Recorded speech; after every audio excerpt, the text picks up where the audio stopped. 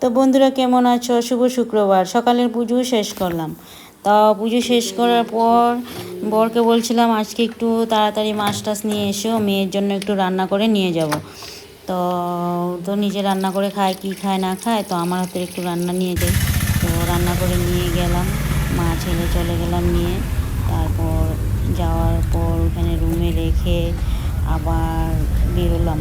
বেরিয়ে তো একটু কলেজে গেলাম, কলেজে একটু কাজ ছিল, সেটা কাজটা শেষ করলাম।